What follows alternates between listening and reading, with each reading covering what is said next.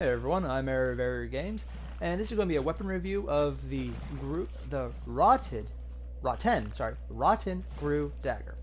It's this little thing right here. It's dagger. It's kind of hard to see. Honestly, I thought it was a bit of bark at first, but when you get really close, yeah. Oh God, he is ugly. Yeah, it's like he's a Hulk. Oh yeah. See. When you get really close to the sword, though, you can see it's actually metal, and they've made the point to show all the little barnacles on it. There's that little tip at the end. You can see it's actually a sword still. It's not so much rotten as it almost, yeah, like I said, barnacles. It looks like barnacles are growing off it. It's beyond rust at this point. There's barely a sword to it. It has a decent moveset. It's just this with that standard motion for a slash. It has very little stamina consumption, as you can see, so you can do it for a while, but you're probably not going to because you'll have to roll around and do more. It has a decent rolling attack, but it's just kind of what you expect. It's a straightforward lunge. Now, this is cool. Instead of just like jumping and slashing back, it jumps and then slashes instead of jump and a lunge. So it's a little variation, but it's not too much. Anything... Oh, now that's the interesting part. When you're doing the L2 heavy attack, I don't have a sword up at the moment. Or, where is my shield? Ah, here we go. This is the parry. When I don't have the shield, it'll actually go to this jumping move. And I don't really know what the purpose of this is because you can't... Oh, I see. It's basically an extension of whatever you're doing. Instead of like the normal jump back, it's more of a lower, cooler looking version. And you can actually achieve it just by taking the shield off. I wouldn't do that. That's just me. That sounds like a terrible idea. But that's me. Now, when you go to two-handed, it has a interesting... It's the long sword moveset almost, but it starts with a, honestly, very fast lunge. And considering this is a dagger, I wasn't expecting that when I saw the moveset. After that, though, it's just a straightforward, very aggressive double diagonal slash. And it's not bad, but it's just that all the way through from there on out. And there's really no surprises. Now, the upside, of course, is that it still takes very little, but this is the R1, so I'm not really expecting much. This is the R2, though. What you got is a very powerful downward, and then a solid diagonal, but that's literally all there is. And since this has such little range, I honestly believe this is kind of wasted on the sword.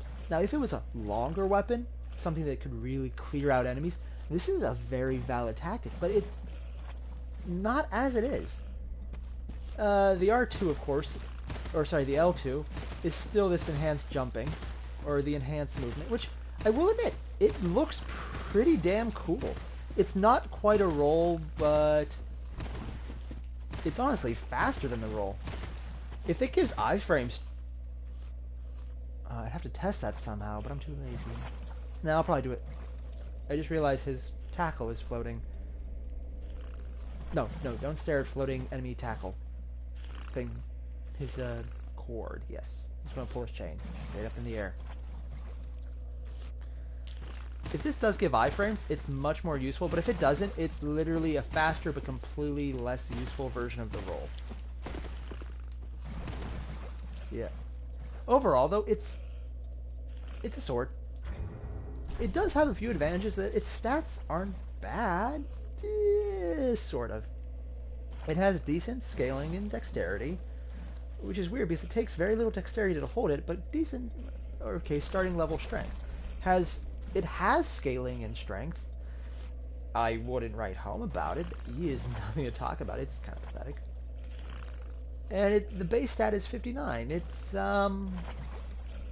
even weighs the same amount as the curved greatsword from the same set, but it does less damage. It has poison. That's the advantage.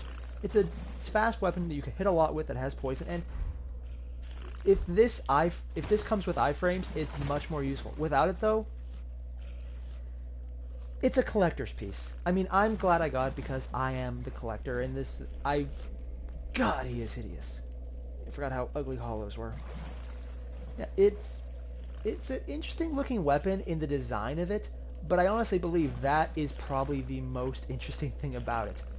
I'm not going to go out of my way to use this if I have any options, because it really isn't that useful or that good.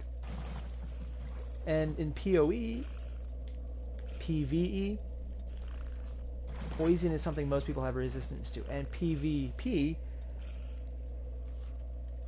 maybe. I guess if someone was really good at it, they might be able to use the poison effect on top of the fact that they'll still have plenty of stamina to do anything they want for a long time. But I don't see it being a very decisive weapon, and I honestly believe that there's probably better choices out there. But that's my opinion. Take it for what it's worth, and I hope it helps. All the same, hope you guys found this useful. Don't forget to leave a like, comment, subscribe, and see you in the next one. Oh, almost forgot. Yeah. Later.